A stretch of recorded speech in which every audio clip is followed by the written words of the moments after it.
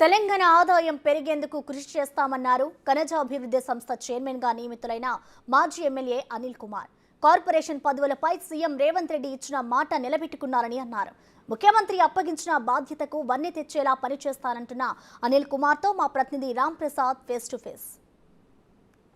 Parliament ఎన్నికల కంటే ముందే ప్రకటిస్తామని చెప్పినటువంటి కార్పొరేషన్ పదవులను అయితే రాష్ట్ర ముఖ్యమంత్రి రేవంత్ రెడ్డి ఇటీవల ప్రకటించడం జరిగింది. తెలంగాణ రాష్ట్ర వ్యాప్తంగా ఉన్నటువంటి 54 కార్పొరేషన్లో 35 కార్పొరేషన్లకైతే చైర్మన్ల ప్రకటన చేయడం జరిగింది. రానున్న రోజుల్లో ప్రజాపాలనలో వాళ్ళ పరిధిని ఏ విధంగా ఉండబోతుంది అనేటువంటి అన్ని అంశాల గురించి మనతో మాట్లాడడానికి ప్రస్తుతం ఖనిజ అభివృద్ధి కార్పొరేషన్ చైర్మన్గా ఎంపికైనటువంటి ఇరావత్ అనిల్ కుమార్ ఉన్నారు. వారిని అడిగి మరిన్ని తెలుసుకుందాం.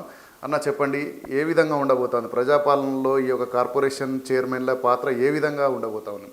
ముఖ్యంగా అంటే నేను రివ్యూ చేయాలి ఆ డిపార్ట్మెంట్ గురించి. ఎస్పెషలీ నాకు వచ్చిన కంప్లైంట్స్ ఏంటిదంటే, ఇప్పటివరకు కూడా ఉన్న కంప్లైంట్స్ ఏంటిదంటే, శాండ్ అనేది ఎఫోర్డబుల్ అంటే ప్రజలకు అందుబాటులో ఆ రేట్ అనేది అందుబాటులో ఉండాలి.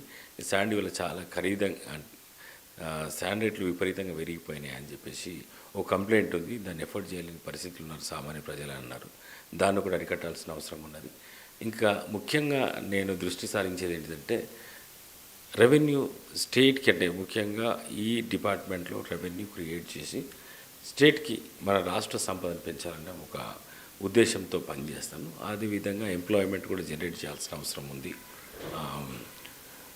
ఇంకా రివ్యూ చేస్తే కానీ నాకు మొత్తం డిపార్ట్మెంట్స్ గురించి అంటే ఇప్పుడే మాట్లాడడం కరెక్ట్ కాదు.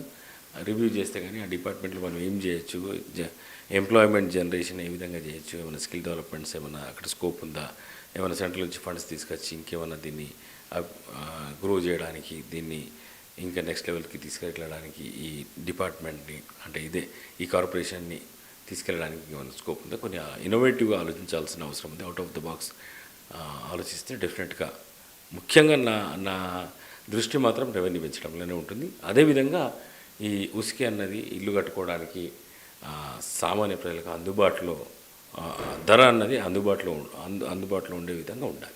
రైట్. మనం చూసినట్లయితే గత ప్రభుత్వ పాలకులు ఎవరైతే ఉన్నారో ఇటు కేటీఆర్ కానీ హరీష్ రావు కానీ టీఎస్ఎండిసి అనేటువంటి పేరుతో ఉష్క మాఫియా కూడా పాల్పడ్డారనేటువంటి కంప్లైంట్స్ ఉన్న నేపథ్యంలో వాటిని మీరు ఏ విధంగా అధిగమిస్తారు మీ ప్రభుత్వంలో? అదే అంటే అక్కడికి పోతే కానీ తెలియదు. అండ్ టీజీఎండిసి ద్వారా డెఫినెట్గా ఇసుక మాఫియా అంటే చాలా వరకు ఇల్లీగల్గా శాండ్ మైనింగ్ జరుగుతుంటుంది. దాన్ని అరికట్టాల్సిన అవసరం ఉంటుంది.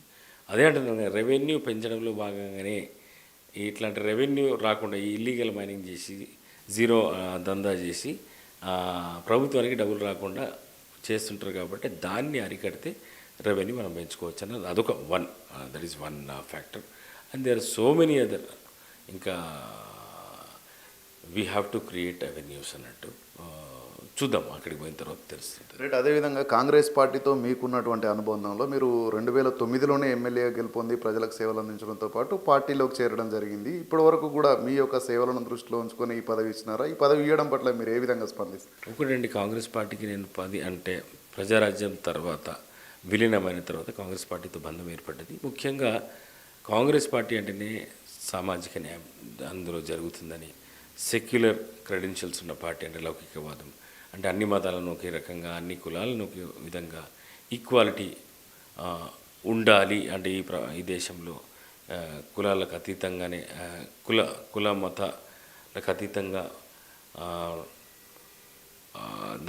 సెక్యులర్గా ఉన్న పార్టీ కాంగ్రెస్ పార్టీ. ఆ విధానాలు కావచ్చు, ఆ సిద్ధాంతాలు కావచ్చు నాకు నచ్చినాయి. కాబట్టి కాంగ్రెస్ పార్టీతో ఇన్నేళ్ళుగా నేను ట్రావెల్ చేస్తున్నాను. మీరు చూస్తున్న రాజకీయ విలువలు అన్నీ ఉన్నాయి. ఈ మధ్య సిద్ధాంతాలు లేవు, విలువలు లేవు, విధానాలు లేవు. ఒక పార్టీలో ఉంటారో ఇంకో పార్టీలో అధికారం కోల్పోగానే ఇంకో పార్టీలో ఏదైతే అధికారం ఉంటుందో అధికార పార్టీలో చేరడం ఇవన్నీ జరుగుతున్నాయి. ఇక్కడ కూడా ఒక ఎమ్మెల్యే కావచ్చు, ఒక ఎంపీ కావచ్చు, ఎవరైనా పెద్ద పెద్ద పదవులు చేసిన మంత్రులు కూడా ఇవాళ పార్టీలు ఊరికనే మారుతున్నారు. అలాంటి పరిస్థితి ఉంది. సరే, ఏది ఏమైనప్పటికీ సిద్ధాంతాలకు కట్టుబడి కాంగ్రెస్ పార్టీ సిద్ధాంతాలకు కట్టుబడి ఇన్ని రోజులు పనిచేసినందుకు కాంగ్రెస్ పార్టీ కూడా ఇవాళ నాకు ఒక విశిష్టమైన స్థానం కల్పించడం, కాంగ్రెస్ పార్టీకి నేను నిజంగా అధిష్టానానికి అలాగే ముఖ్యమంత్రి రేవంత్ రెడ్డి గారికి కూడా నేను కృతజ్ఞతలు ఈ సందర్భంగా బిగ్ టీవీ ద్వారా తెలియజేస్తున్నాను. అదేవిధంగా మనం చూస్తే మీరు పార్టీలో ఇటు సీనియర్ నాయకుడిగా ఉన్నారు, క్రమశిక్షణ కలిగినటువంటి నాయకత్వాన్ని కూడా మీరు మీ ప్రజలకు కానీ మీ నాయకత్వాన్ని చేస్తున్న నేపథ్యంలో ఇటీవల బీఆర్ఎస్ పార్టీ వల్ల అయితే ఏదో పార్టీ మారుతున్నటువంటి ఎమ్మెల్యేల గురించి ఇటు కాంగ్రెస్ పార్టీ విమర్శిస్తున్నారు. దాన్ని మీరు ఏ విధంగా చూస్తారు? ఒకటండి, ఈ మీరు చూస్తూనే ఉన్నారు.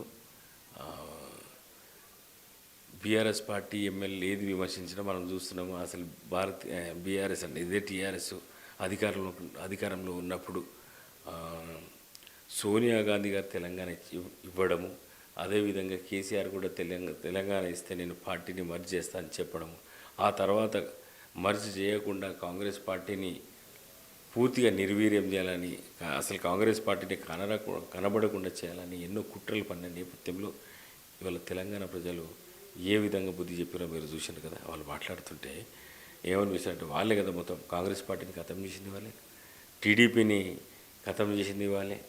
అసలు అంటే ఇంకా ప్రతిపక్ష పార్టీలు అనేది కనబడకూడదు ఆ విధంగా చేసి ఆ తర్వాత రేడ్స్ కుట్టడము, అవసరమైతే పోలీసు వాళ్ళని వాడడము, కార్యకర్తల్ని నాయకుల వేధింపులకు హింసకు పాల్పడము, ఇలాంటివన్నీ కూడా అన్ని రకాల కుట్రలు చేసినా ఇవాళ ప్రజలు మాత్రం ఇవాళ ఏం చెప్పారు, దీన్నే కర్మ సిద్ధాంతం అంటాం.